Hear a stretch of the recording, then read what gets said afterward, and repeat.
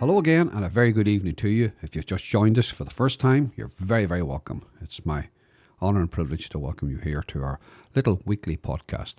My name is Don McGurgan here from Omagh, and very shortly we'll be joined by my co-host Declan Ford, who lives just outside Omagh, a little village called Mountfield.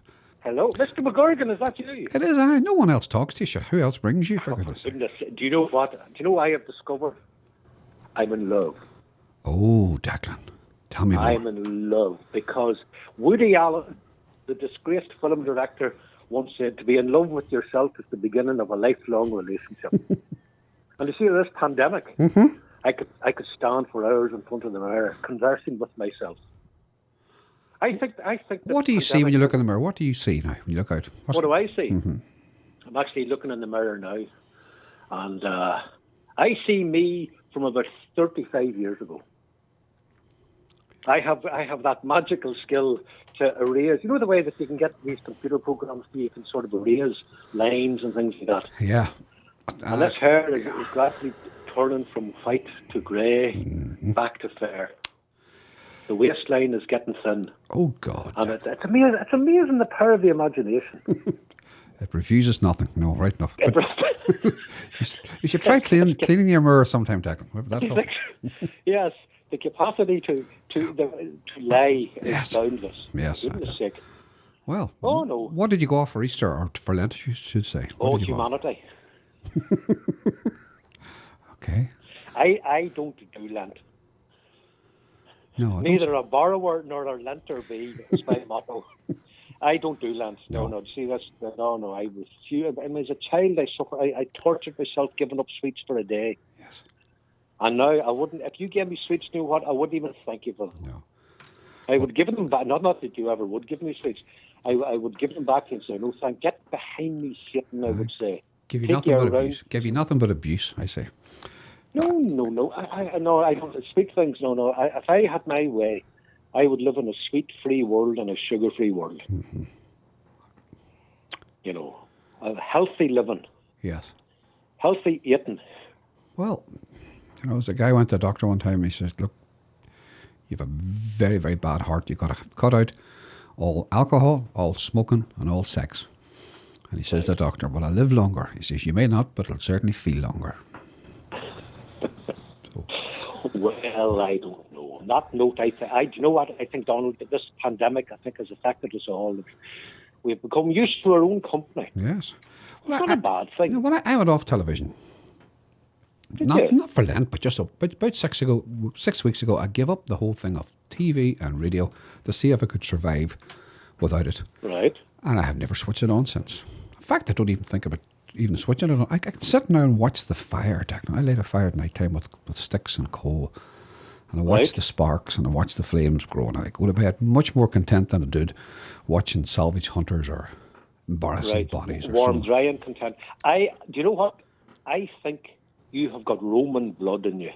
There is an element of the Caesars about you because the great, corrupt, wicked, malevolent Emperor Nero, right? He apparently played his music and sang as he watched Rome burning. So you're somewhat similar, sitting gawking at the fire. Yes, sad situation. Anyway, how's life with yourself? You life is grand. Good. Life is what you make it. Another song. Another song, I'm telling you, and just talking about, I see Shea Healy has died. Yes. Do you remember Nighthawks? Very well. On RTE, yes. Great programme, yeah. What songs come to mind that he wrote? He wrote that one that Johnny Logan, What's Another Year? Did he indeed? Right. And I think he also wrote the all-time parody of country music, and Tom Sweeney does a very fine version of it, which has every cliche from country music in it. Right. I think down to the extent of the granny being pushed over a cliff in her wheelchair. Yeah, right. Obviously, he wrote with other songwriters as well, I think, but I just don't remember anything that he wrote.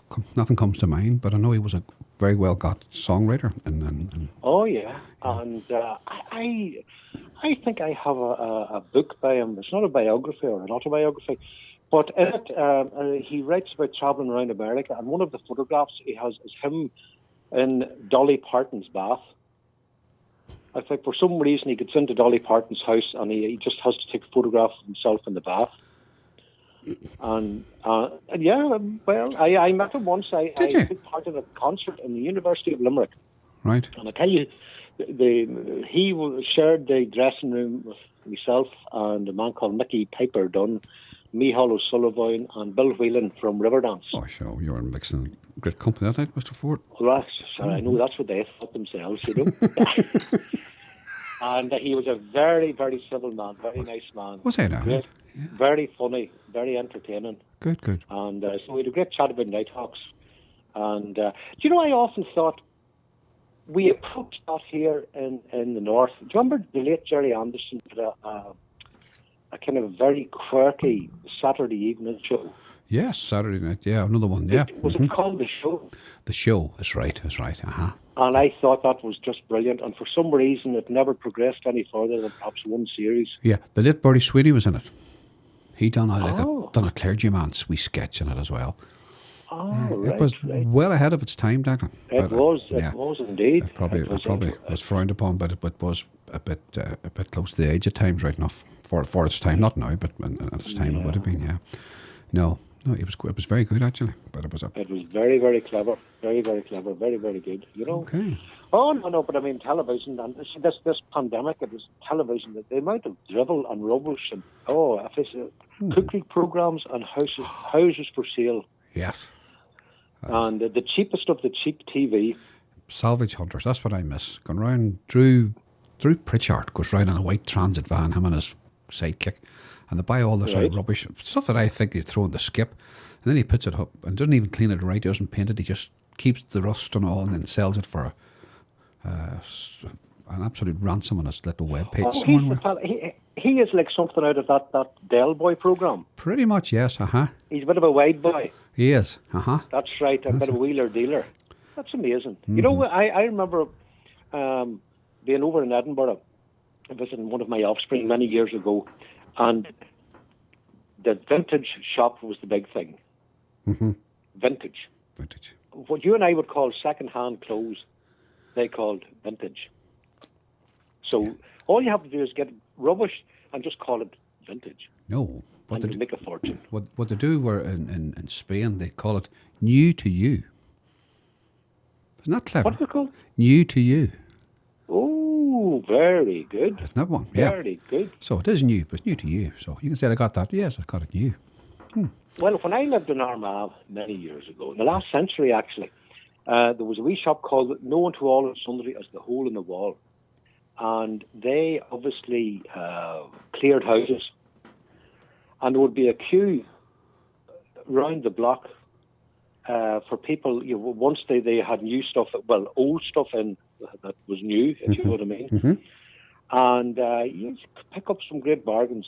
Yeah. It was great for old books, and it was the kind of place you just rummaged in. You know, you just potted about, and the damp, the dusty smell, the must. Oh, it's wonderful. Yeah. Well, anyway, tell me about enough of this blather. Speaking of shops, just to let you go now, right? My daughter has a habit of buying a lot of clothes. Only daughter that I have, so I don't know, can't gauge it what anyone else's daughter. But anytime I say to her, "Is that a new dress?" No, I got that ages ago. Right. I didn't know there was a shop called Ages Ago. Till I caught on, Mr. Ford. Come here. Did you see the news today? No, I don't watch the news. No, you didn't. You don't watch television. No. You don't buy newspapers. No. Tell me this. Do you know what year it is? I know it's 2020. Or thereabouts. Close, but no together. Anyway. Right. What are we going to talk about? I'll let you into a secret. I mean, this is a spoiler alert, but you know, in case you're shocked at the sight when this actually happens in Omagh. Right. There were people queuing to get into pubs in England at midnight last night. The pubs and they were queuing to go into shops. Isn't that crazy? Can you imagine standing out in that weather? Waiting to get into it. Waiting to get into a pub. Are the pubs open or are they sort of serving? I don't think they are open here. No. Legally? No, that's for sure. Enough said, Mr. Fort. We shall not say anything more. Leave it there. Say nothing. Whatever you say nothing. You know, Exactly. Right. Speaking of pubs, right. let's go to the Royal Arms for a drink. Who's buying? You, because I don't drink, so I shall have a. With your knowledge of this particular year, Right. I would suspect that your pocket has got your confirmation money still sitting in it. Of course it has. Yes, it's been invested. Yeah, you bought sweets and eggs, Mr. Ford. No. Yeah, the Royal Arms, the Right. tavern, Very well, remembered very well. the Tommy Clarke. And the little fountain underneath we used to throw coins in. Or you took, right. probably in your case, you took them out. But anyway, Yeah. that wee fountain there for people throwing pennies and coins in for good luck. And there was a payphone at the bottom of the stairs. Do you remember that? Oh, I do. Do you remember the stairs going up to the ballroom? Very well, the little narrow staircase. Yes, I do. Yes. Yes. And you had And did you see Thin Lizzy in the Royal Arms? I believe I did. I did. Well, I don't remember. I know I did. And I didn't enjoy it at all. It wasn't my kind of music. Too loud, too aggressive. I'm a more genteel soul. The Royal Arms. And the kitchens, you would walk up the entry, and could you see into the kitchen so you could get the food, the smell of the food? There was a pay box. The pay box was on. If you go down the entry, I suppose from High Street, it was on the right hand side, the pay box, and then you had a queue, maybe right. If it was a big band playing, you had a queue right down to the road and various things. Oh, I remember it very well. And then you had all the sort of. That was the time before the Royal Arms Mews were there, before the shops were there. There were small garages and stores, rooms, and various things there. Oh, right. That all morphed into like a shopping arcade then some years later, yeah. There was the record shop. Oh, don't start that. There was a shoe shop as well. There was, yes. And I cannot recollect what other shops were. There was a furniture shop there at the end of it. Quite a large furniture shop, yeah.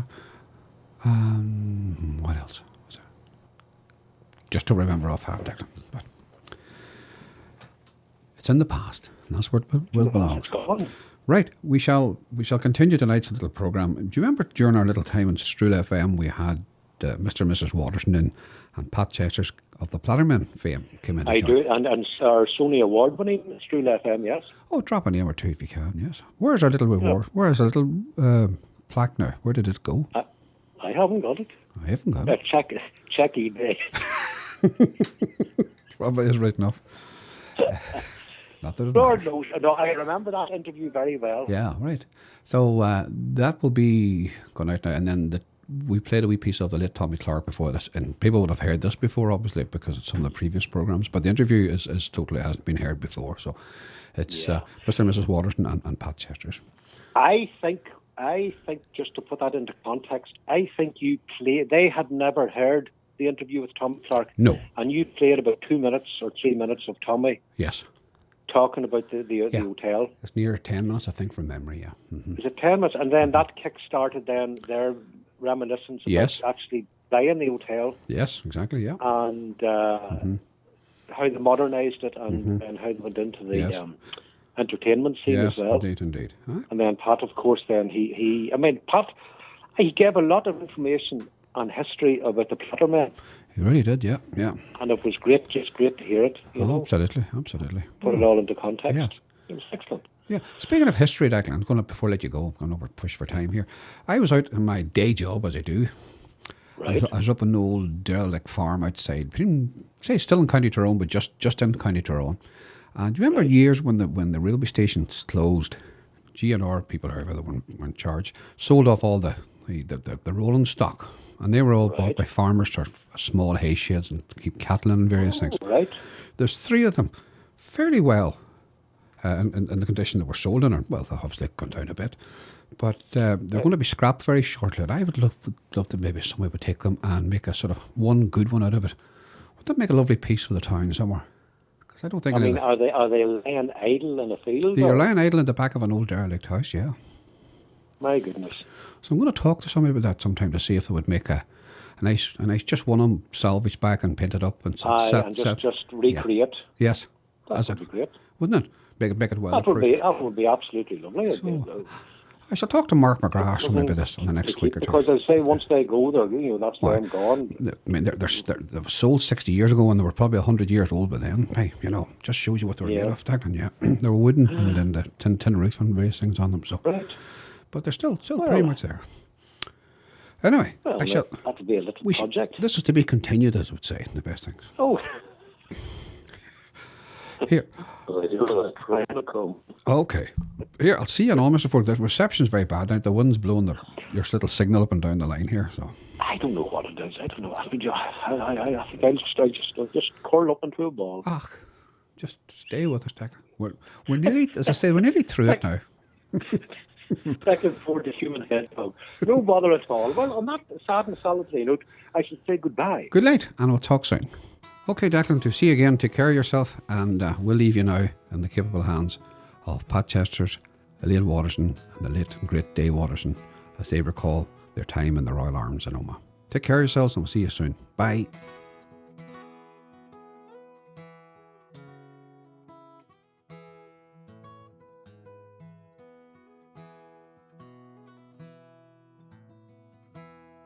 My guests this evening are Day and Elaine Waterson, and of course Pat Chesters has joined us as well. You're all very welcome.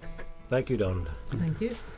I'm not sure, but for some of the people whom I don't know, Declan and I have been collecting oral history for, this last 25 years or so? 25 years, a quarter of a century when you think of it, and we have amassed to date 100 recorded interviews. At least, Declan. And it is amazing the history that we have. And one interview we're going to play tonight is that of the late Tommy Clarke, who had worked a lifetime in the Royal Arms. I'm not sure if Day and Elaine have actually heard this interview. I don't believe you have. I haven't. So here's some memories we live through of the Royal Arms, and you're very, very welcome to be with us. I can distinctly remember it was Omagh Fair Day in April 1937. To be correct, the 6th of April 1937.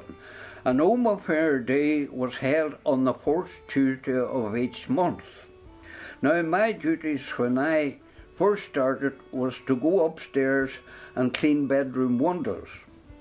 Well, I was an active youth in those days. Heights meant nothing to me. But down below in the yard, my, my entertainment was farmers trotting horses up and down and testing their wind. Well, I was more interested in the capers of that than I was in the cleaning of the windows, but however, I got past. I then had to bring up coal, put on fires, clean travellers' shoes, make cups of tea for them at night, and do various other things that one would do about their own personal house. I thought I would stay about a fortnight because I couldn't see a great future in this. But as time went on, I began to take a little liking for it, inasmuch as the barristers on circuit stayed in the Royal Arms for the assizes, which would last approximately a week. Well, now those barristers were very nice gentlemen, and I learned a lot, inasmuch as making their suppers and bringing them the odd glass of milk and whatever.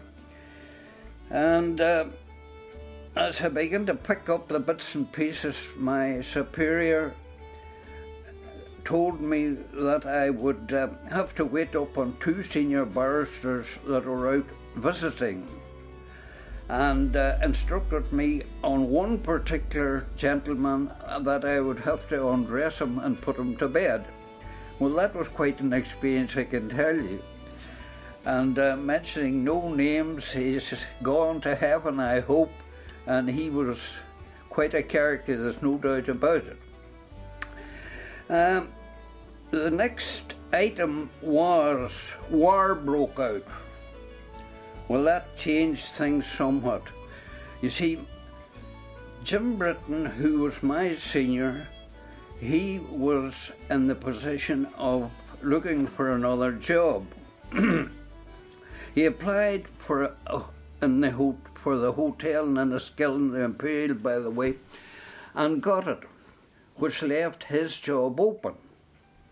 At that time, I had learned to drive the hotel van and was fit to do most things that he would have done himself. So he hinted to me, if you're interested in my job, apply.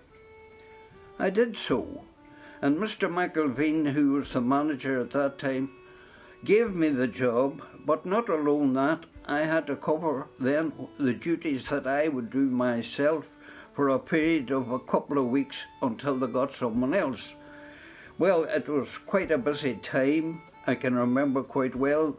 I went to the 10 o'clock train on a Monday morning, starting, and quite a bit of snow, and they came about 20 travellers off that, and they all reached me their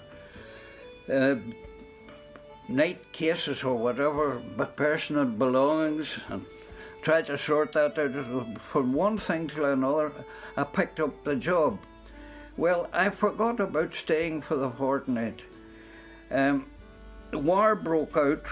The American Red Cross were in possession of the hotel, taken over by the British Minister of Finance. Now, the American Red Cross, that meant that all commercial travellers ceased to exist as customers.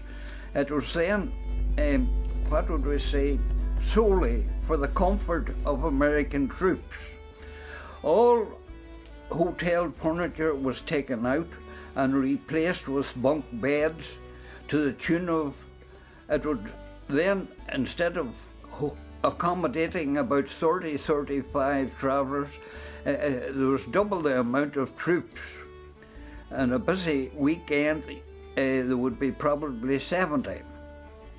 Well, I was kept on, and not alone, doing duties something similar to what I was doing in the hotel. In addition, the American Red Cross had taken over the grand jury room in the quarters, and they ran dances, and I was put on the door. It wasn't a very pleasant job because the American troops only had passes. British troops who were stationed at Lisnelly, the ATC, they would come to have a night out at the quarters and were refused permission, with the result that I had, to keep myself right, I had to send for the military police. Well, war ceased. The hotel got back into its old way of going, only much better. Travellers came out in their big numbers. I was very, very busy, inasmuch as you had to do a good service to get them all back into line again. Travellers, I would take their keys from them when they would arrive at the hotel, put their car in the garage, and whatever shop they might be calling at the next morning, I would have their car parked at that shop. And if there was another traveller from an opposition firm staying in another hotel, he would spot that traveller's car at that certain shop, and he knew fine well that that traveller must be doing business in that shop. But I can assure you that that traveller was sound in his bed, where I had his car parked, and I denied that other gent the opportunity. Well, that's part of the business. Dr. Miller, who owned the hotel, was in the RAF.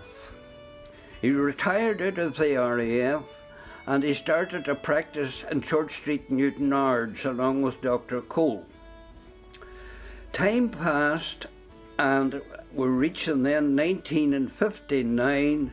Mr. D. Waterson, a local businessman, bought the Royal Arms, and then, what would we say, put new life in it entirely. He took over what was the old picture house, which was rented out to Mr. Donaghy, who owned the county picture house. The lease was up. Mr. Waterson turned around and got a local contractor, Mr. McGinn, to get at the work and turn it into a ballroom. In no time at all, we had the opening dance. That was for Tyrone Farmers Society, Omagh Show. I would be guessing the first Wednesday in July 1960. From then on, the Royal Arms was booming. Weddings, dinner dances, christenings, you name it. The catering was the first class. The Waterson family were a delight to work to. Good bosses in every way. If they were displeased with anything, they had a nice way of putting it over to you, and nobody was anything the worse. Now, I was getting to the stage that I was nearing, would we say, retirement. Well, retirement did come up. They condescended to give me a part-time job, which I still have, and perhaps some of these days I will retire fully. But I enjoy the company, the good crack, and everything else. And would we say it was the longest fortnight has been, because I have now topped the 60 years. It'll be 48 years in full time and working on the 13th in, should we say, retirement as such. There you are. That's just some of the voices of oral history of Omagh, and that, of course, the late and great Tommy Clarke. And my guests this evening are Day and Elaine Waterson, and, of course, Pat Chesters has joined us as well. You're all very welcome. Yeah, that was absolutely wonderful, wasn't it? Absolutely. Day and Elaine, it must bring back some memories. Of course it does. It's just unbelievable. A door open into the past. He's here with us. I was hearing actually things I didn't actually know, Right. which is lovely, Anna. Mm-hmm. Right. The one story I'm going to tell you about Tommy Clarke, and I think it's a real gem, was there was a traveller had a very late night and maybe too much to drink, and he said to Tommy, he said, I want an early morning call. I want a call at 7:30. Now, there were no telephones in the bedrooms that day. Tommy did the calling, but I could hear Tommy knocking on this door at 7:30, and he says, give me another 15 minutes, Tommy, come back in 15 minutes. So Tommy went back in 15 minutes. He said, a further 15 minutes, I need another 15 minutes. And Tommy went back, knocked, and he said, Mr. Taylor, would you like an evening telegraph? It was 8 o'clock in the morning. And the man was out of his bed like a shot. So his ploy worked. Oh, wonderful. You know, they had a lovely old world charm about him, hadn't they? Yes. Everybody was Mr., and it was lovely. And the local dialect, the way Tommy could speak, that's to me a real Omagh accent. Only in Omagh could someone tell you you're looking terrible well. That's right. And that's very acceptable here, and that to me is a great thing to see the local dialect preserved and the likes of Tommy. Wonderful. Well, could we start off with the Royal Arms, and we'll get some sense of paint a picture of the Royal Arms, your involvement in the Royal Arms and the development of it and the life of it, and then we'll then come into the entertainment side. Mm-hmm. So could we start with just the Royal Arms itself and your involvement? Royal Arms. Well, the Royal Arms was established in 1787 and remained in the same family until Elaine and I bought it in 1959.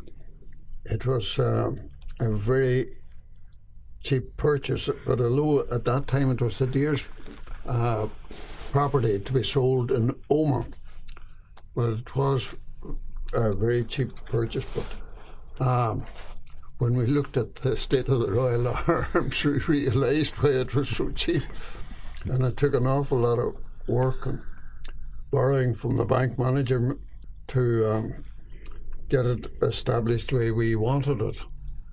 But Tommy Clarke was a gem. He was an absolute gem. Not only had he a wonderful memory, and if a man had stayed only 2 nights with him, in 12 months' time when he come back, Tommy could have named them. And then he had his regulars. Tommy had his regulars. He knew which room they wanted. And Tommy, he always knew which room that they were happiest in, and so they got it. He's a wonderful man altogether. He had a wonderful sense of humour. Wonderful sense of humour indeed. Mm-hmm. And I mean, well, as I say, I think it was a case of, as far as I was concerned, that it was fools rush in where angels fear to tread. I was a nurse. I was not a hotelier. And Day was, fortunately, I think Day's earlier life had been, he'd been in the bank. And obviously, he looked after the financial end, and I found myself getting dragged in, and I just had to take over the actual running of the... Fortunately, I was fond of food, and I liked people, and I really think that possibly my nursing career stood me in great stead because I had a certain amount of discipline. I remember walking in the very early days, walking down. We lived where the Abbey National is now. That was the family home. And I remember walking down the street one morning at 7:20 and meeting a well-known gentleman, and he said, "Mrs. Waterson, what on earth are you doing on the street going down to the hotel at this time of the morning?" I said, "There are about 30 or 35 breakfasts to be got out this morning, and I think it would be, if you owed the bank as much money as I do, you would possibly be up looking after your business as well." And it was a very personal business. And as Tommy said, in the early days it was very much commercial travellers who were kept us, but we could see, I think Tommy alluded to the fact that they began to use their cars and they weren't staying overnight, and tourism had not been developed to the extent that it was. So we obviously had to look other areas that we could expand. And of course they decided that, I mean, we had rooms that were not en suite. They were, shall we say, basic. Right. They were very clean. We had our own laundry at the back, and all the laundry was done, and a lot of it was dried down at the back, at the rear, in the garden at the back. But it was tough going. We had a lot of our staff lived in. And one of my duties on a Sunday morning, I always felt, as I had a lot of female staff, young girls that came from the country, and on a Sunday morning I would come down and make sure that they all got up to go out to their house of worship, whether it was Mass or church or what. And I remember one Sunday morning coming down, and I was quite annoyed because one young lady, usually you knew by their surname what church they were going to, and I discovered she hadn't got up. And she said, "But Miss Waterson, I'm not a Roman Catholic. I don't go to Mass." She says, "My church not till 11:30 or whatever time it was." But I had, you know how you could so easily, but I felt I had a duty to the parents in those days, because they would have been most annoyed if they hadn't. And some of these girls had been out dancing the night before. Of course, in loco parentis. Yes. Well, when you bought the hotel, was there much work required to the fabric of the building? What state was it in when you acquired it? It was in a reasonably good state, the building itself, but the interior of it had got very dilapidated, and as Elaine said, there were very few rooms en suite, and it was go down to the end of the corridor and wait your turn to get into the toilet. In fact, when we went, first of all, there were chamber pots under the bed. Who would have been a housemaid in those days? But you always kept your staff for years and years. I noticed the Royal Arms staff always stayed with you. We had wonderful staff. I think I can go on record as saying that we had the lowest turnover of staff. Usually they left for very nice reasons. They were getting married or they were moving to another part of the country. We had the most wonderful staff. I had the nicest compliment that I think I've ever had paid to me. A few years ago, I was on the street with an Australian friend who was visiting, and I met an ex-member of staff, and we stopped to have a few pleasantries, and I introduced the ex-member of staff to this friend, and I said, this is so-and-so, and the staff member turned to this Australian and she said, we didn't work for Mrs. Waterson, we worked with Mrs. Waterson. And I found that it was lovely. I always remembered it, and we had wonderful staff. Well, we had many, sir. Well, I think as Tommy alluded to, but everything was always sorted out in it was always diplomatic and gentlemanly way. Upward, I have great memories. They, I think, agree with me. I was left to, I think you'll agree, Dave, that I sort of did the staff end of it, and they was very much the financial end. And I mean, I would get quite often pulled into the office and said, look, you're spending far too much on this and far too much on that. We've got to get this sort of reined back. But I get the impression that the hotel was almost a self-sufficient entity. What Tommy was saying there, with with everything that you needed was there. If you had a garden, you could grow your vegetables. Yes, it was. It was exciting. Yeah. Could you give me some idea as to the actual space that when you bought it, in relation to what's there in Omagh now? What size was the ground and the land that the Arms had? We went right back. I mean, Tommy was talking about where the old the Bellevue house. Right. We went right back. And we bought them. Yes, to the rear. You would have a better idea, Dave, of the size of it. Yes, well, of course, the present owner now, he got a vacant space because the premises next door was burnt down during the Troubles, and left him that extra space, which nearly doubled the size, of the Royal Arms. Can I ask you, Dave, when you built the Royal Arms ballroom, had you any idea at that time that it would be the success that it was going to be? None whatsoever, but we needed a function room for weddings. That's the one thing that the Royal Arms hadn't. We'd only one room that held 30 at a push, and weddings had got a lot bigger than that then. So we got it, and I got into my head that we'd need a proper wedding reception room, and it wouldn't be used every day, that we could use it for a ballroom on Friday or Saturday night, and I had no idea it was going to turn out as well as it did. And I loved working on it in the ballroom, as you'd be in doing up books or something, then you'd be down watching them jiving, all the rest of it. In fact, one of the stories I'm going to tell you about, it's appropriate at this time of the year because we're coming up to Christmas, but there was a great number, it was top of the pops then, was jiving around the Christmas tree. So I got a 20-foot Christmas tree, put it in the middle of the floor, and got it all lit up. And Elaine told me it'll never work. Tommy Clarke told me no chance. And it was great for the first hour. And then the drink got on in these boys. And the next thing I saw was the 20-foot Christmas tree being turned upside down. And instead of the lights lighting up, they were exploding left, right, and centre. But we at that stage we had a very good barman called Jim Collins, who I'm sure you would have known the connection. And I mean, Jim went on to own his own hotel, but he was a wonderful barman.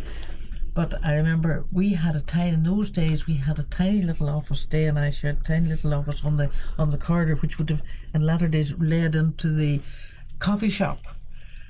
And I was literally sitting in the office I'd had a row about the Christmas tree with my husband, and in sheer frustration I was sitting in the office with the tears sort of coming down my cheeks, and I can remember Jim Collins coming in. He said, "Mrs. W, what's wrong with you?" I was always known as Mrs. W. I said, "That silly man wants to put the Christmas tree in the middle of the ballroom and I can't get him talked out of it." And I can always remember Jim says, "Don't worry yourself, Mrs. W. Let him put it there. He'll learn. A man of great common sense, obviously. You know. Well, the family lived in the Royal Arms, is that right? No. We lived in, where the Abbey National is now. That was Dave's family home, and where his original business, the coal and timber business, and then they had the timber yard right down, which would be SD Kells. Oh, that was all. Yes. And I mean, I have to say that we had bought the Royal Arms just about 6 months before your father would have died. Wouldn't I be right, Dave? About that, anyhow. I mean, he died. That's right. That's right. And I always think it was it would be fourth generation now of Watersons, and this was a total break with the family business. And yet my father-in-law, I think he was very far-sighted, because he got ill just after we went into the hotel. And I remember my going up one day, because his wife was in the Isle of Wight with Robin, and he was staying with us, and he said, "You're far too busy. I'll have to go into hospital, because you can't." And yet he didn't resent the fact that we still had the other business at that stage, but we had moved down into the hotel. So as I say, we just lived the strange thing about it, we lived in that house until the first bomb went off in Omagh, in Scarf's Entry, and it left us without a roof on the house, and we were building our other home out at the Lovers Retreat. We had two houses, neither of them with a roof. And we moved down and stayed in the hotel. We were 13 weeks in the hotel, and I found that the most difficult period of my life, because I was confined to one room in the hotel. Right. And you mentioned, Elaine, that you came here as a nurse. It must have been a great shock to the system to suddenly find yourself running an hotel and suddenly having to find a new career, as it were, completely. And it was very much a case, I would say, of learning each day. Very much so, and I learned from my staff. We had when we first went in there, the cook was a Mary Carson, she was a very tall, erect lady, and she was very much in control of the kitchen. And we had another cook called Aggie. She was the second cook, but everybody said to me, "Oh, you'll have great difficulty with Mary Carson if you want to introduce you, because she's sort of set in her ways." Believe it or not, the two people that I was told I would have problems with were the easiest. She was very good at adapting and producing things that she had never produced before, and quite interested. I think it was new for her. And the old kitchen in those days was where the tavern was in latter years. It was a dark, dreary, warm kitchen, and the food was put went upstairs, because on either side of the stairway there was a commercial dining room and a general dining room. The commercial travellers all ate in the commercial room, and they had their own waitress called Annie Crawford, or she was Annie Kyle, who again, like Tommy, had come as a young girl and worked all her life in the Royal Arms. The food was put on, as I say, on the trolley, which was pulled up, not electric or anything like that, and Annie would be standing, and she always made sure the other waitress from the other dining would be there, and there used to be nearly a fight, because if Annie thought one steak was nicer looking than the other, she automatically got it for her traveller, And I do have to say, there were sometimes a few sort of naughty words hurled up the lift shaft and down the lift shaft. But I mean, and in those days it was so, and we had a little sort of servery the top of the stairs where the teas and coffees, and you used, I mean, all the coffee pots and teapots were all silver. They all had to be burnished, and everything was silver that went on white tablecloths. There was a tremendous amount of work, but it was interesting. But I find that the staff moved along and changed, and we're quite happy to see changes coming, and we're quite interested. You managed to keep the hotel open during the darkest days of the Troubles. Any particular memories? Oh my goodness, yes, we have.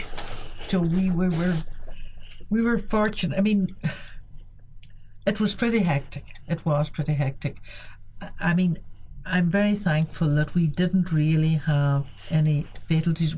I tell a lie. We did. We lost one person in the car park. That was just tragic. We didn't even know that he was apparently a chef or a cook in the army camp, and he was tragically killed in our car park. We had, I mean, I can remember very well one particular fire that we had, and we had a wedding coming in the next day. Now, this fire had not really done any extensive damage, but it had there was smoke damage. Well, there's nothing worse. And I remember at 7 o'clock in the morning getting a phone call from the mother of the bride saying, can this wedding still go ahead? And me standing saying, yes, of course it can. Everything will be fine, you know. And little did she know that I was in a pair of Wellingtons with some kind of coat on. We were all trying to get the place scrubbed and cleaned and to get the smell of the smoke out. And yet we managed it. People understood, you know. People were quite very good about it. But the Royal Arms was always an open house for all sides of the community. Was that difficult for you to maintain some sort of a balance or neutrality in it? Well, it wasn't ever difficult for us. We had very. I mean, we had. I think we had very good relationships with everybody. But it was. There was a period when I suppose it did get a bit difficult because, let's say we were, what I would say, moderate and I think sensible people. But then we would have had people who might have been very much on one side or much on the other side. And really there was a time when there wasn't enough of the good people going around, you know. But we managed, we got through. And it was difficult because being mindful that we had another hotel in Dungannon, both of them were bombed at the one time. And Dave tells a very nice story about our at one stage we had tarpaulins over the roofs of the hotel, and the commercial travellers are our really good customers. They absolutely refused to leave, and they stayed, even though, I mean, it was not just the way it should be. And then one morning, one of them came down and said, today, I see the hotel has been raised to 4 stars. And Dave says, what are you talking about? He says, well, I lay in my bed and counted every one of them. And that was true. And I think the other time when we had some kind of explosion, and we had our travel office window blown out, and there was a Christmas tree, and it was blown out, and you very quickly got it cleaned up and put a notice on. Book with J&R and get away from it all, you know. Take your holiday. Well, Dave, you certainly were able to manage to attract some of the biggest names in show business into the Royal Arms. Can you tell us how you managed that? Paid. I regard a lot of these promoters as characters out of an author that I was very fond of. That was Damon Runyon. I don't know if you've ever read any of the American author, yeah. An American author. But I could see Harry the Horse walking and an 11-drop kid and all these promoters, every one of them bigger and better promotion than the one before. And in fact, even some of the smaller ones, you know, what you would do on a Friday night was you get a relief band, as they called it, to start off with, and they would play up to maybe 11 o'clock at night, and then your main band would come on. But you would have a lot of promoters wanting to promote their own band, and they would tell you where they had played in Belfast, the Floral Hall, and all these different places. But they didn't tell you that they played its relief band and not the main band. So in a way, you were at the mercy of the promoters. You had to take them on trust. That if they extolled the many virtues of their bands, you were really buying their word. You see, if you were a popular venue, well, the way that these promoters worked, that they worked on a percentage. A guarantee, say in those days, a guarantee of £300, which seemed enormous, or 60-40,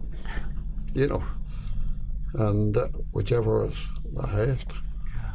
But it worked out well. But you did, if it was working out that you were getting 60-40, the word spread round, and there were promoters looking for you and with good venues. There was a number of them, but some of our own local bands were every bit as good as. Yeah, and I think that's what we're going to hear about shortly.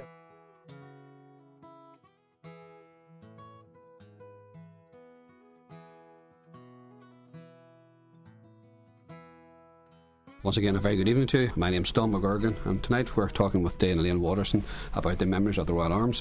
And joining us after just a few moments' time will be Pat Chesters, and talking about his memories of the Plattermen show band to tie in with us. Right, Pat Chesters, you're very welcome to the programme. How are you doing, Donald? It's good to be here. And obviously you're listening to Dane and Elaine Waterson talking about their memories. Of course, yeah. Brings back a lot of memories. A lot of good memories too. When did your interest in music begin, Patrick? My interest in music? My interest started with St. Eugene's band as a young fellow at school, because my father and my uncles were all members of the band. My cousins were members of the band. Of course, I followed the trend, Right. We used to practice in a wee place called the Labour Hall down there, which is the Ladbrokes Bookies now in Kevlin Road. Would have been our band room. Yeah. You're also a past member of St. Eugene's band as well. That's what I say, St. Eugene's, yeah. Many show bands would have cut their teeth well, there. the Plattermen Polka Dots both would have their brass sections coming out of St. Eugene's, Looking back on it, I mean, was the fact that there was a silver band in Omagh, St. Eugene's band in Omagh, was that a big influence on yourself and other people at the time? Well, you go back to, for a start off, young fellas and girls at that particular moment in time, there wasn't a whole lot going for us. So to get into the band at all was, first of all, was entertainment for yourself. And we met up every Sunday morning, was practice morning after Mass. You went down to the Labour Hall for practice. And the like of myself and Ray Moore, Leo Dorn, Billy McGinty. Then you take the polka dot side, which was Eugene Nixon and Aidan McCallion. Guys like that, were all members of the band. Yeah, we were talking about the Royal Arms, and the Plattermen, of course, were I think just so much part of the scene in the Royal Arms and the music in Omagh, and I think it's a credit to to the Royal Arms that people will just refer to it, affectionately as the Arms. People know what you're talking about. But I remember going to dances and the excitement and the enthusiasm and the kick that you get. What was it like for a band, to go to a place like the Royal Arms? Well, take the early days the band started, and the band needs first. One of the main things you need to do is rehearse. Yeah. And in those days, particularly, we rehearsed an awful lot because you had the top 20. And if you didn't have the top 20 going out to play your gigs, you were behind the door. Right. So Mr. Waterson and Mrs. Waterson were always very, very kind to us. The ballroom was thrown open. Practice when you want, Pat. No questions asked, as long as there wasn't a function. So that was also no cash turned over. You got it for free, so you were warm. the girls got to know us after a while. They enjoyed listening to the band, and you got your cup of tea. So it was a comfort zone, Right. So we all practiced on there, and that was the early starts of it. Then we were there at the very opening night, and we had a great night at that time. And as Dave was referring to the big international acts come in, Dave would have put us on then as the first band on. The opening night, how long did you play for? Can you remember? Oh well, in the early days, all the bands played 9 to 2. There was no relief bands, and we often played 9 to 3. Right. And you didn't repeat. The horse show dance was 9 to 3 day, wasn't it? And you didn't repeat a song. Well, you might have now. In fairness, you would have repeated the most popular songs, the number ones, But you had quite a repertoire going through to do that. But the thing was that people did come early to the dance, and they didn't go to the pub first. There was no need to go to the pub first because people weren't into the drinking scene as much then. So you had a fairly sober atmosphere in the early days of it. Okay, drink took over quite a lot in the later stages, but boys and girls in the early days didn't go to the dances. And you say boys and girls, I mean, what age group did you attract in the early days? Well, you would have been definitely over the 16 mark, and maybe over 18, because they weren't allowed out. Their mothers and fathers didn't let them out, Some of them might have got in with their big sister, in that way. But no, the age limit would have been, you'd have been 18 now, plus the doorman would have said, listen, you're too young, go home, Right. And can you remember any of the songs that were played that at the first dance? Any stick in your head? No, no, sorry, the memories have faded. Yeah. But no, it would have been the top 20 at the time, and of course, in the early 60s was all the rock and roll, sort of rock around the clock, Elvis Presley, most of Presley's stuff. So you'd be doing Bill Haley, the Comets, then you had the Fats Dominoes. Funny thing about the Irish show bands was we copied the American bands rather than the English bands. So because the English bands started up later on, but they were all 4-piece, no brass, whereas the American bands all carried brass, so we all carried brass. So we had a 4-piece brass lineup. Was that the name, the Plattermen as well, from the American? The first of all was the Platters, yes. Right? And the reason it was well, I'll give you go back further. We called ourselves the Melody Boys, but John Devine of the Melody Aces didn't like us being called the Melody Boys, so he asked me to change it. So we changed from the Melody Boys to the Platters.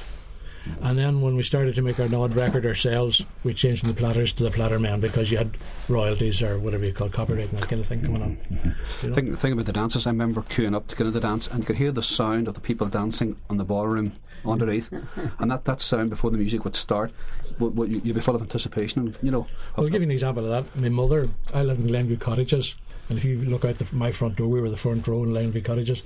It overlooked the Brothers' School, and then the next thing is the Royal Arms. So my mother used to sit with the window open and listen to the bands.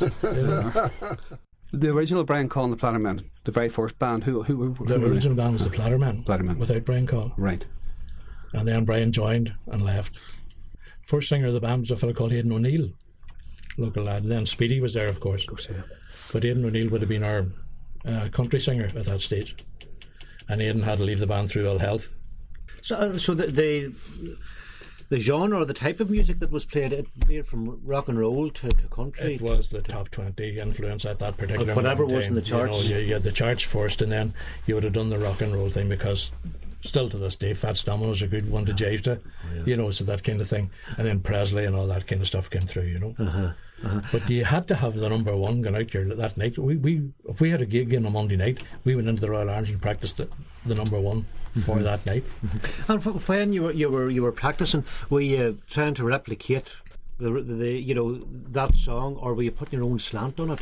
To an extent, you tried to put your own slant on it, but we were one of the lucky bands in that we had a 4-piece brass with a rhythm section, and we were very, very fortunate to have a fellow called Ray Moore as a musical arranger, and to this day Ray is still one of the top arrangers in the country. And Ray had a unique sound. I remember playing in Dublin one night, and I was doing a gig in the Jury's Hotel, and one of the lads, he was the roadie for Joe Dolan, he says, and Ray and I were playing with another band, this was in later years, and even Ray and myself, he says, see the two of you, Pat, you're making far more noise than them four. That kind of. So it's just that Ray had that combination of using his notes right, Yeah. Right. Well, the band actually changed when Rob Strong joined the band, you became a very different Plattermen, didn't you? Brian, well, Sean and Artie left, and then Alan McCartney and Rob Strong come in. Now, Rob came in as a Cliff Richard singer, you know, when you think of what he progressed to. And the band started turning from a sort of a semi-country, semi-pop into a heavier type of band. At that particular minute in time, then Blood, Sweat and Tears started to grow. Chicago started to come in, that heavy brass thing, which was just up our alley, you know.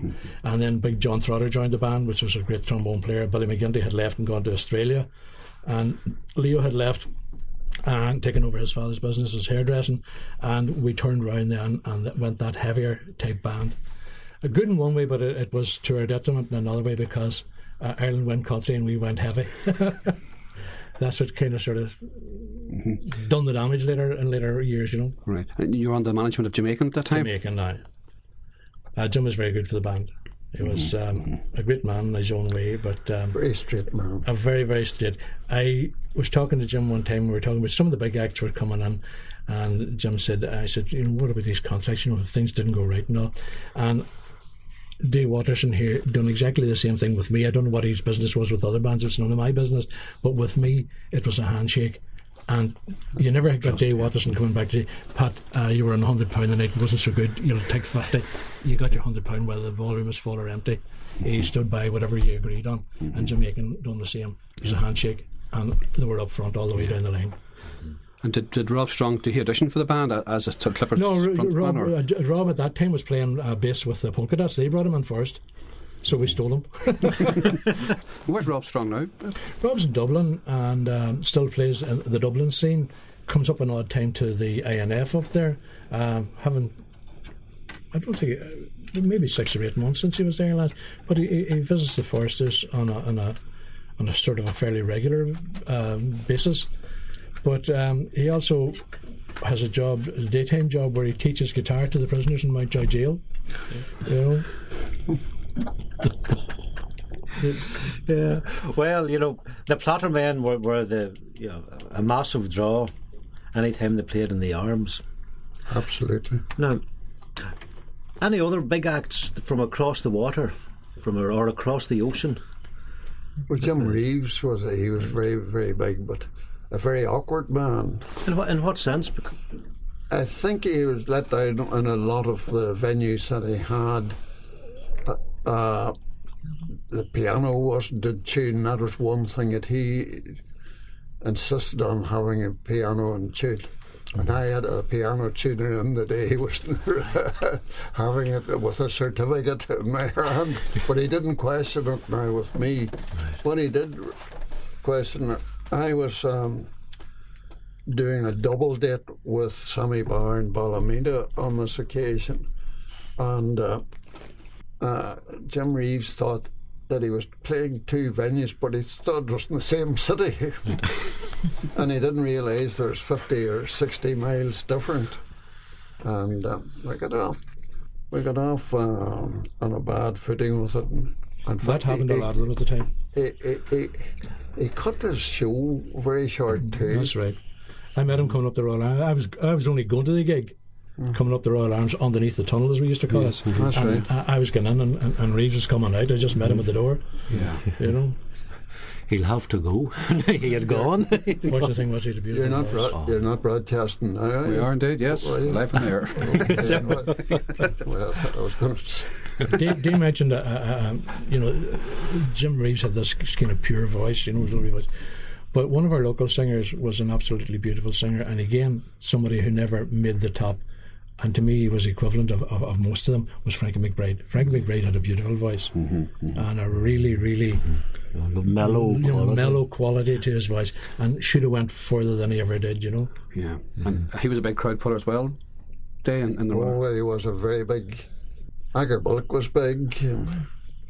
Yes, I can tell a story about Aggerbilk. Okay. Aggerbilk, we usually, if we had accommodation, we would have given them overnight accommodation.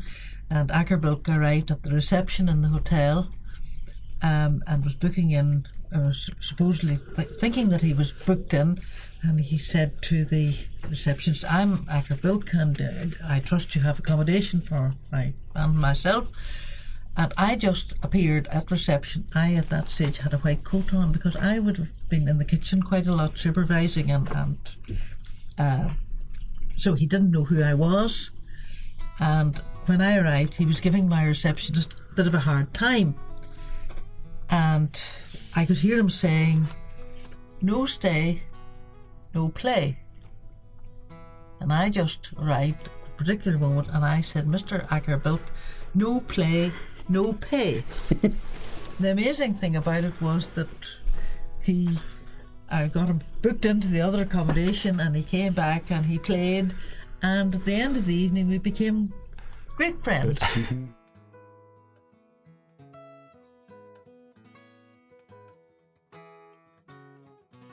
You were going to talk about me, Dave. Oh, yes. All right, Pat. We always used a relief band called Jimmy O'Neill and the Swing Earls. Now, for week after week after week, that they played from 9 to 11. And, unfortunately, the Royal Arms was burnt to the ground on a Saturday night, and the following day I was out surveying the remnants of the Royal Arms, and Jimmy O'Neill was with me. Whereupon the Plattermen and their van come down from the courthouse hill, and Pat Chesters opens the window and said, "Hey Jimmy, did you not go down with the ship?"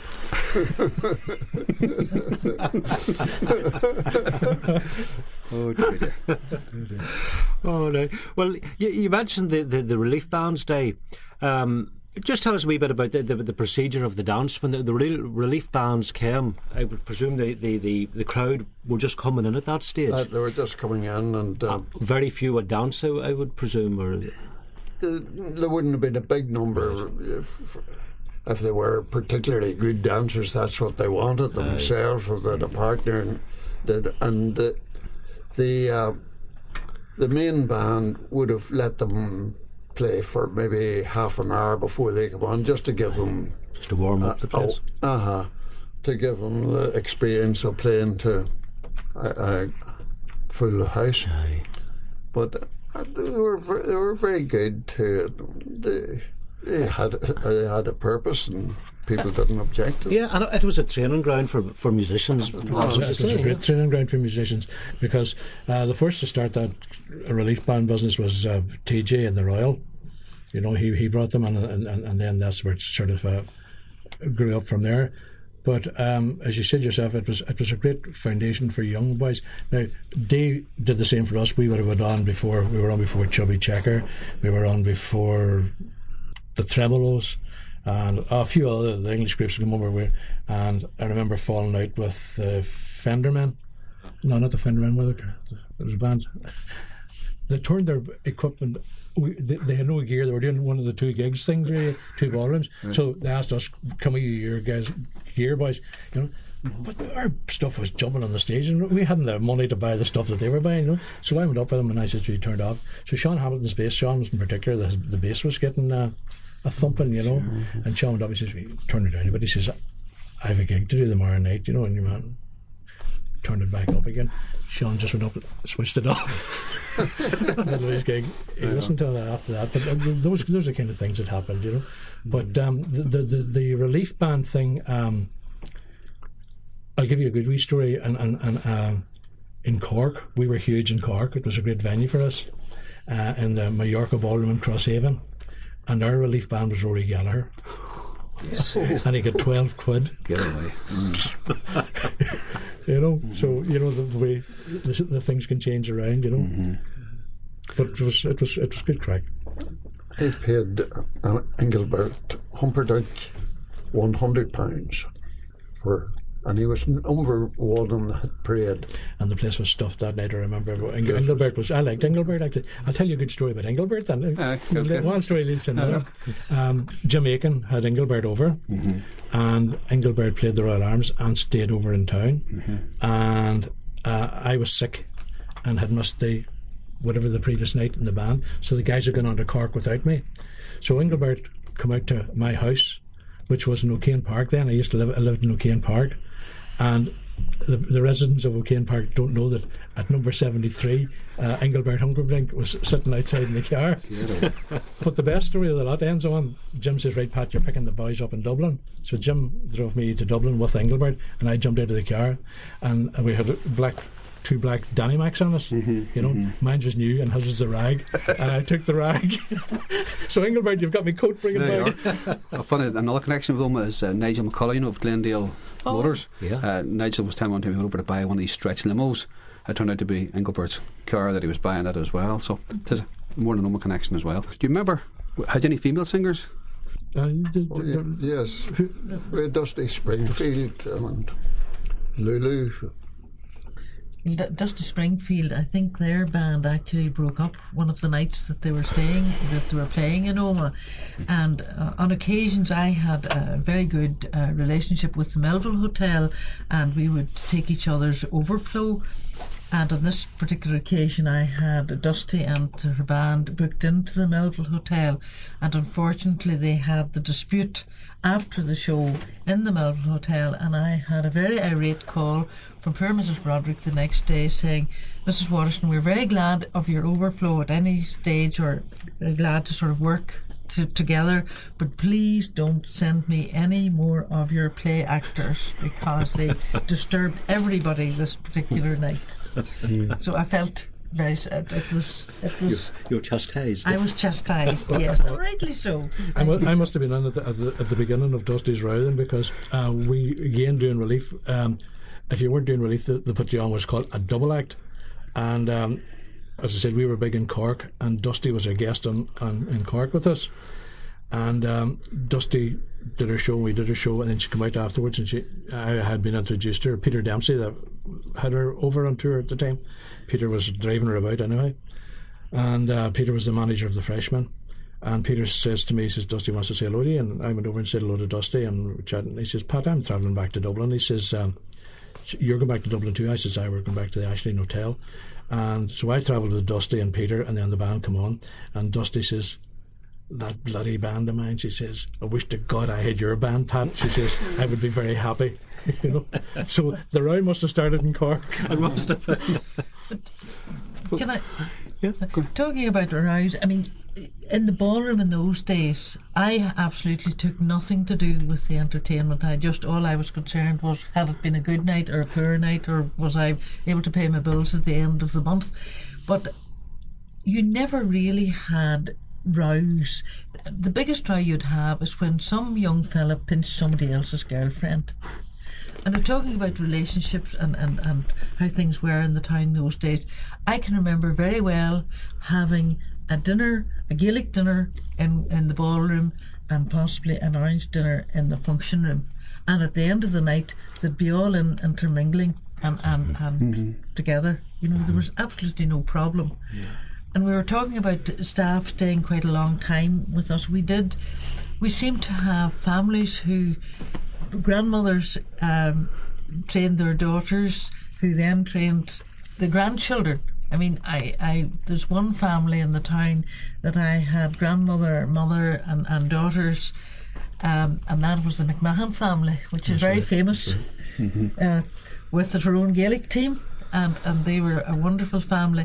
We were very lucky with our people in management, because one of my first manageress was Ruby Stewart, who became Ruby Todd. She was a wonderful person and very loyal, as all of the staff were.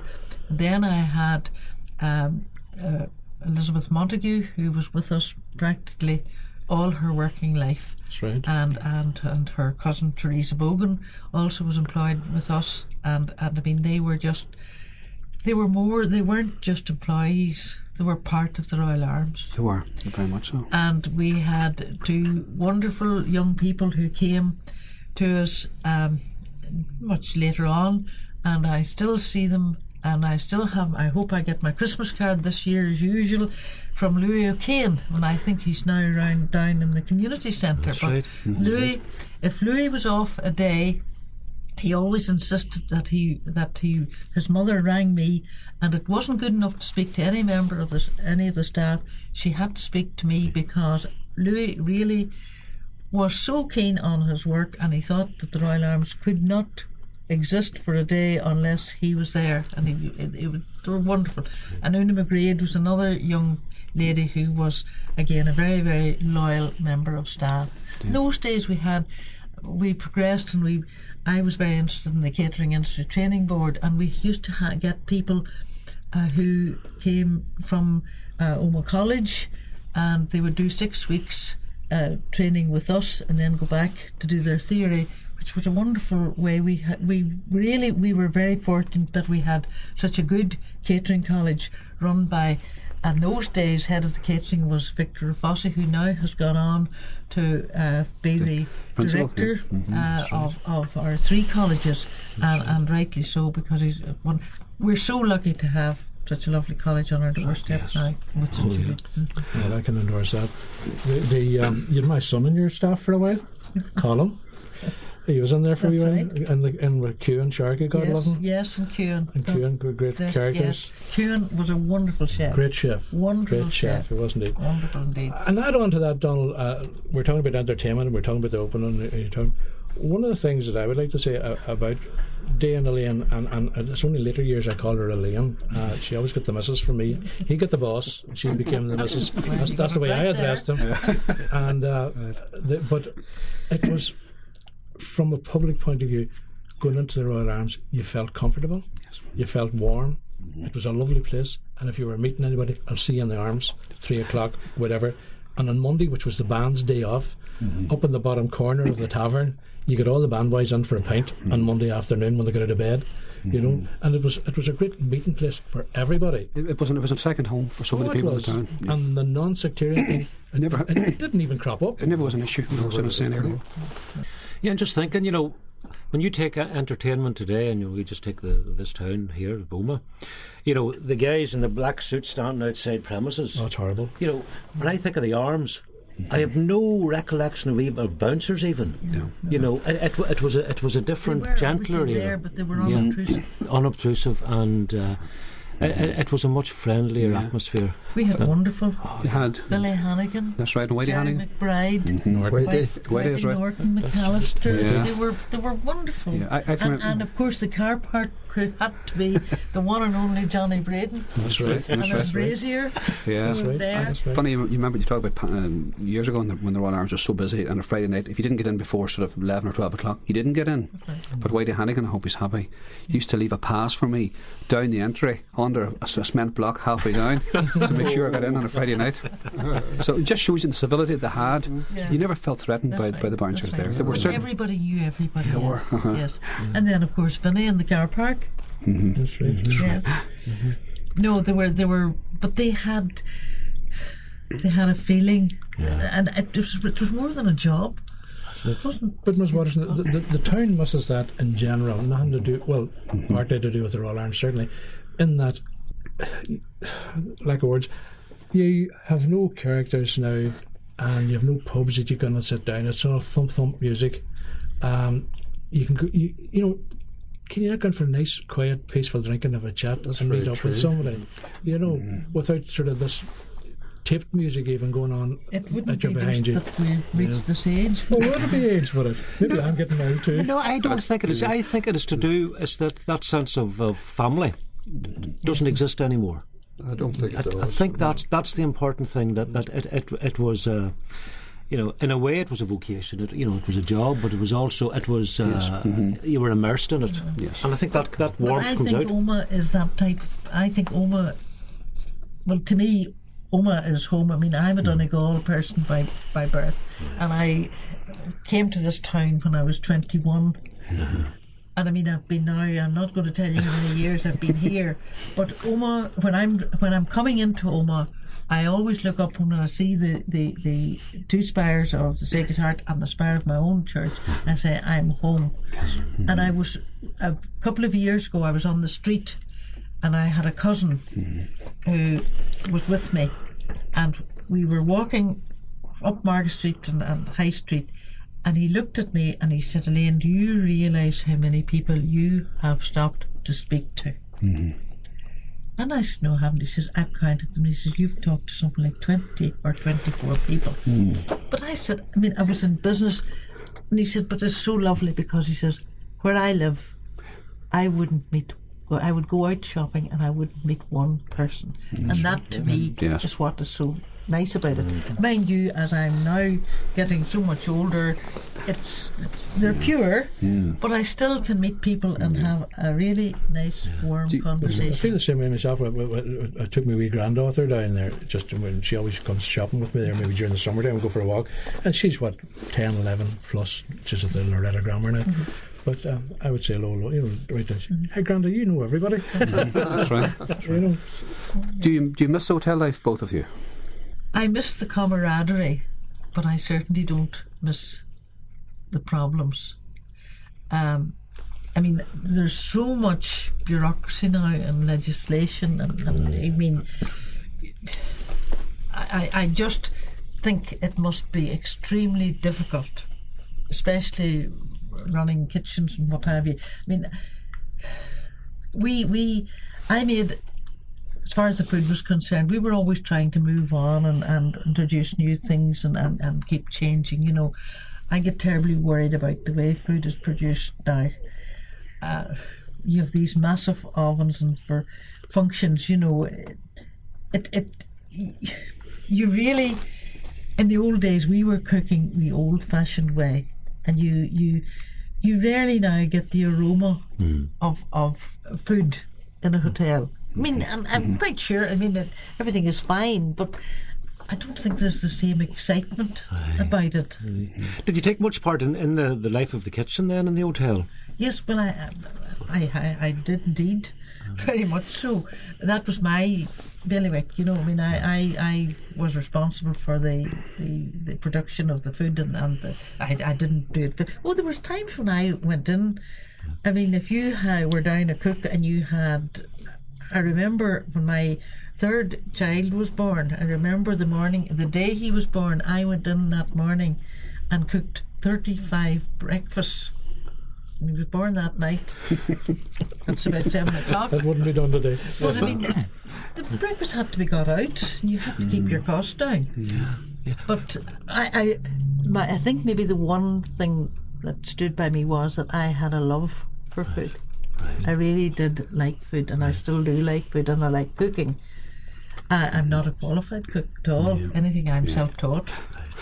But I tried to always ensure that my staff got the best possible. A lot of our staff we sent off on day release to further their qualifications. And one of the first, when I went into the Royal Arms, or when we went into the Royal Arms, first of all, I mean, they were working a 6-day week. It's not night day. One of the first things we did, we introduced a 5-day week, and believe you me, that was a great help in ensuring good working relationship. But you could not have staff. They were absolutely worn out. You couldn't expect them to give up their best if they weren't having their rest. And as I say, the old cook, Mary, I mean, they said to me, she used to laugh. She said, "Ach, Mrs. are you coming with more of your newfangled things?" Yes. You know, but she was willing to move on, and she did. I mean, in those days, that the kitchen was in the bowels of the hotel, and our only function room, which would have been the old coffee shop, that was basically the function room, and it had a fireplace on either end. And if you had a wedding in, you know, if there was any photography at all, Tommy used to drape a sheet over the mirror, which was over the fireplace. Well, I presume that's what they do with the photography. That's to keep the flash off the camera, off the mirror. Yes. And I mean, that was, and you had your 2 dining rooms. It was very hard work. Very hard work. But you got a great deal of satisfaction. Well, you know, the time of year that's in it now, you know, Christmas, it must have been a strange time, you know, it would have been so busy. It was. And you were trying to juggle the family and the business. What was Christmas like in the Arms? Christmas Brilliant, absolutely brilliant. Not from their point of view, maybe from our point of view. As the balance. There was a great family, there was a great spirit. I mean, I remember maybe when our children were very small, I remember vividly they lifting a Christmas tree out of the hotel and dragging it up the street at about 4 o'clock in the morning and putting it in to our own house and rejigging it a bit so that the boys would come down and the presents would be underneath it. That is quite true. And we used to do Christmas lunches on Christmas Day. And I tell this story against myself. We'd been very late the night before. I went down and I said I would stand to watch the food going out to the various tables. And one of the cooks said to me, "Mrs, there's no point you standing there and not doing something." She said, "You can put the sauce over." It was one of the vegetables was celery, and there was celery sauce to go on it. And I stood and I said, "I'll put the sauce on the celery." When all the main courses had gone out, I had one of the junior cooks came along and she says, "Mrs. Waterson," she says, "do you realise what you've done?" I said, "What do you mean, do I realise what I've done?" She says, "You've sent the celery out with the brandy sauce." And the strange thing is, didn't have one complaint. The only problem was that we had to make a whole new batch. We had time enough to do it. A nouvelle cuisine, but I think that's taken to extremes. You're talking about Christmas time again, any band there, and it doesn't matter what end, you always had to travel away on Christmas Day, so your Christmas dinner in those days with every home, it's important to be there. But we could have been in Cork or we could have been in Galway or something for Christmas, but in fairness today, once we got on our feet, and there's a Christmas night was my night in the Royal Arms. That's right. So I had Christmas night at home. And what was Christmas like then to perform? The place would be I'll tell you, they queued to where Super Value is now to get into the Royal Arms, and that queue would have been 4 deep. My goodness. I can tell you another story about a day when we had a couple of large a very big wedding coming in, and one of the vegetables was cauliflower, fresh cauliflower. And I went down to the kitchen and I went down to we had a vegetable preparation place, and when I went down to the veg prep, I thought, these fresh cauliflower are all sitting here, they're not prepared. It's about near time they were. So there was a chap called Gordon Brooks who was on the vegetables, who was the kitchen porter, but he wasn't the vegetable cook, but he was the kitchen porter, and it was his job to prepare the potatoes and the cauliflower. I came up and I said, "Has anyone seen Gordon?" No one's seen Gordon, he's sort of disappeared. And just with that, one of the part-time staff came in and she says, "Are you looking for Gordon Brooks?" She says, "I met him," she said, "in Bridge Street with a case in his hand heading to the bus." And at this stage the thing was full of cauliflower. So do you know who prepared the cauliflower? I did. Yes, truly. Okay. Elaine, I wonder, looking back, would you do it all over again? Yes. If I was a young man again, I would certainly and enjoy it. I enjoyed every day that I worked in the Royal Arms. Mm-hmm. We all did. And Pat, you went on to travel for playing many other show bands as well. I went to Las Vegas with Brendan Boyer for 3 years. It was an experience, a great experience to have it, but I would never ever. The missus just detested the place, and I just packed it in that because I wouldn't rear my kids over there. You know what I mean? So the kids were just coming to that age of going to school and things like that there, and packed that up. And then I played with Frank Chisholm for a while doing the Elvis show. I think Frank retired too early. Frank was great. You know? Yeah, he never came back. I thought he would have made a comeback sometime, but he never did. But when you think of all the Elvis shows that's been in between times, is any of them any good? No. You know? That's right. I remember seeing you with Frank Chisholm, and it was a marvellous show. Oh, he had a great show. Marvellous, he was very, very good. And he's a great performer. He was good. A good voice, but that's the thing. Frank had a lovely voice. Yeah. You know?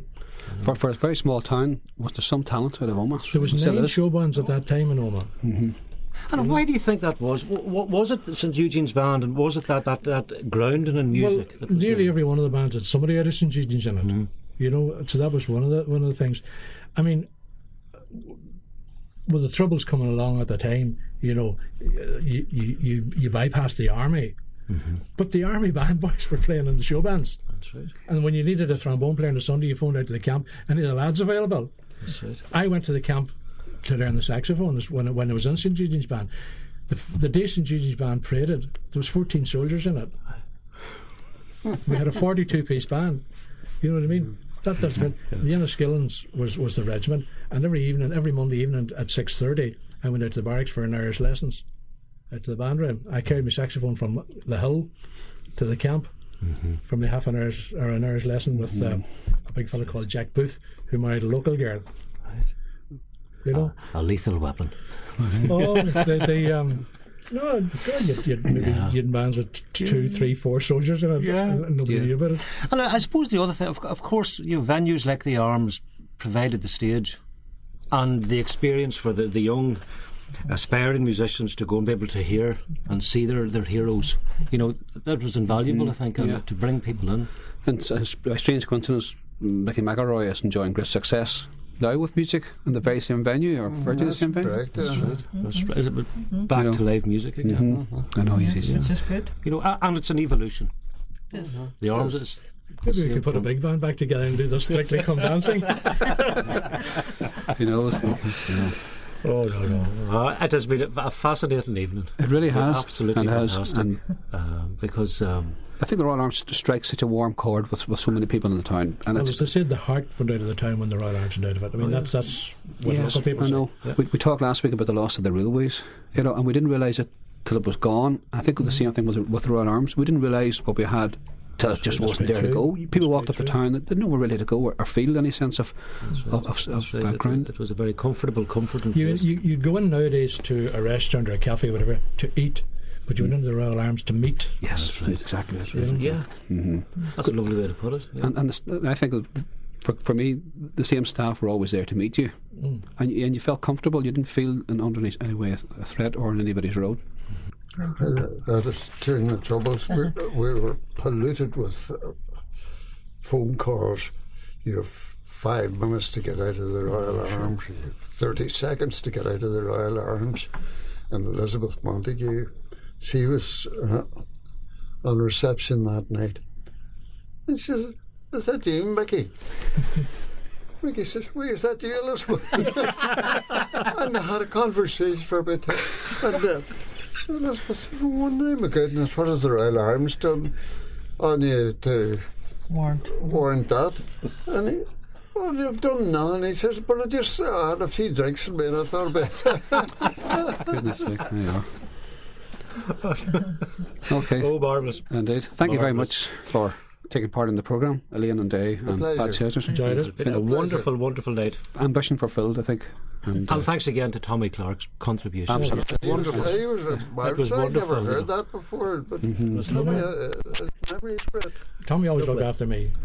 he looked after The everybody. band, but he always looked after me. And he made sure that my car was parked and it was a space kept for me on the nights of the dances and all things together. Tommy always looked after his customers. For me, Don McGurgan and Declan Ford, thank you very much for being with us, and take care of yourselves. To see you next week. Good night. Many's a gay night from dark till daylight I spend with people of high renown. But in all their grandeur and heaps to squander, my heart would wander for Sweet Omagh Town.